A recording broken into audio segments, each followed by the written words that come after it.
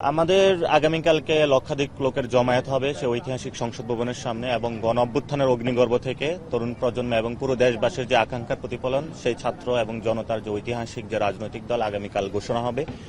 এবং আমরা আজকে আমাদের ভোটিং প্রসেসের মধ্যে কিছু নেতৃবৃন্দকে আমরা ইলেকশনের মাধ্যমে সিলেক্ট করেছি এবং ফুল অর্গানোগ্রাম আমরা কালকে একসাথে ঘোষণা করব এই সে ঐতিহাসিক পার্লামেন্টের সামনে। এবং আমরা ঐতিহাসিক এই ভেন্যুটা এই জন্য সিলেক্ট করেছি যাতে হলো জনতা যে ডেমোক্রেটিক যে প্রসেসটা রয়েছে সেটাতে যাতে আমরা নতুনভাবে বাংলাদেশে সংযোজন করতে যাচ্ছি তরুণদেরকে, সে জায়গাকে পার্লামেন্টের সামনে আজকে আমাদের এই আয়োজন আগামীকালকে সম্পূর্ণ হবে। এবং এর মধ্যে আহত যারা শহীদ ফ্যামিলি রয়েছে তারা অংশগ্রহণ করবেন, সমাজের ব্যক্তিবর্গ অংশীজন যারা রয়েছেন তারা এখানে অংশগ্রহণ করবেন। এবং আজকের মধ্যে রাতের মধ্যে আমাদের স্টেজের যে কার্যক্রম আছে এটা কমপ্লিট হয়ে যাবে। এবং আমাদের এখানে যারা ঢাকাবাসী যাতে দুর্ভোগ না হয় সেজন্য আমরা ডিএমপির সাথে কমিউনিকেশনে আছি। ফায়ার সার্ভিস ডিপ্লয়মেন্ট থাকবে এবং এখানে সিসি ক্যামেরার আওতাধীন থাকবে এবং এখানে মোবাইল টয়লেট থাকবে যাতে হলো নির্বিঘ্নে সবার হলো এখানে সংস্থাপন কার্যক্রম পরিচালনা করা হয়। এবং আমাদের হেলথ এইড টিম থাকবে যাতে হলো এখানে সবাই সুচিকিৎসা নিশ্চিত করা হয়। এবং সার্বিক ব্যবস্থাপনার জন্য আজকে এখানে দ্রুত হলো যাতে অ্যাম্বুলেন্স হসপিটালে নেওয়া যায় সেজন্য অ্যাম্বুলেন্সের যাতায়াত থাকবে। এবং সবাই পুরো রাত আমাদের টিম এখানে ডে বাই তারা কাজ করতেছেন। এবং আমাদের লজিস্টিক টিম থেকে হলো জাতীয় নাগরিক কমিটি, বৈষম্য বিরোধী এবং দেশবাসীর অনেকেই ভলেন্টিয়ার ওয়ার্কের জায়গায় তারা আজকে এখানে ঐক্যবদ্ধ হয়েছেন, সারা রাত ধরে কাজ করছেন, উৎসাহ উদ্দীপনা সবার মধ্যে আছে। এবং আমাদের এখানে সিকিউরিটি ফোর্সে যারা ভলেন্টিয়ার রয়েছেন তারা এখানে অনগোয়িং কাজে চলমান রয়েছেন তারা।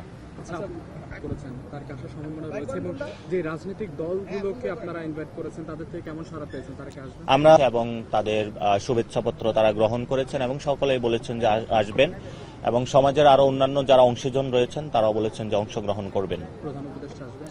প্রধান উপদেষ্টার এটা হলো আমরা কালকে এই বিষয়টা মানে যখন হবে তখন এই বিষয়ে কথা বলতে পারবো। আমরা কত সদস্য বিশিষ্ট কমিটি ঘোষণা হওয়ার টার্গেট রয়েছে আপনাদের? কালকে আমরা আশা করি যে 151 বিশিষ্ট আমরা কমিটি ঘোষণা করব। এখনো এটা ফাইনাল না, বিকজ দ্যাট যদি এটা কলবেটটা বৃদ্ধি হয় তাহলে রাতের মধ্যে আমরা হয়তো এটা কলবেটটা আর একটু বৃদ্ধি করব।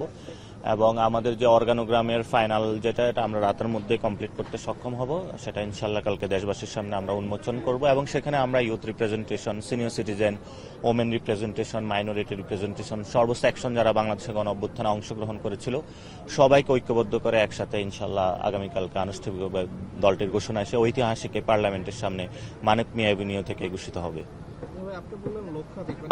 2 থেকে 3 লক্ষ লোকের লক্ষ্যমাত্রা নিয়েছিলাম, কারণ এটা তো প্রত্যেকটা থানা এবং জেলা থেকে আমরা রিপ্রেজেন্টেশন চেয়েছিলাম। তারা অলরেডি রওনা দিয়েছে ঢাকার পথে।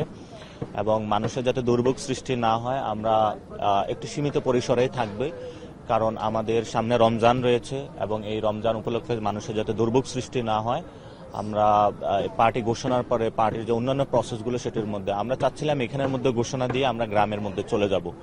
সো এই জায়গাতে ঢাকায় তো যদি আমরা বিশাল শো ডাউন দিই বা জমায়েত করি সেটার মধ্যে দিয়ে হয়তো অনেক মানুষের দুর্ভোগ হতে পারে। এই জন্যই আমরা আগামীকাল শুক্রবার ছুটির দিনে এই বিষয়টা রেখেছি, আমাদের সেই ঐতিহাসিক ডেটা।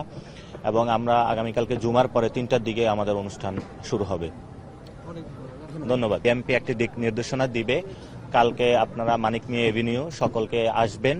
এবং আমরা প্রথমেই দেশবাসীর কাছে দুঃখ প্রকাশ করছি যদি কোনো এই ধরনের দুর্ভোগ সৃষ্টি হয় আপনারা আমাদেরকে জানাবেন। আমরা সর্বোচ্চ পর্যায়ে ঢাকাতে মানুষের যাতে কোথাও জীবনযাত্রা ব্যাহত না হয় এবং দুর্ভোগ সৃষ্টি না হয় সেই বিষয়ে আমরা সর্বোচ্চ লক্ষ্য রাখবো। এবং আমরা রাতের মধ্যে আমরা কিছু ইমার্জেন্সি সেল নাম্বার দিয়ে দিব যাতে কোথাও মানুষের যদি দুর্ভোগ সৃষ্টি হয় তারা যদি আমাদের জানায় আমরা সেই অনুযায়ী মানুষের যাতে হলো সুন্দর একটি জীবন থাকতে পারে ঢাকাবাসী এবং পুরা দেশবাসীতে সে ব্যবস্থা ইনশাল্লাহ আমরা করে দিব। Thank you.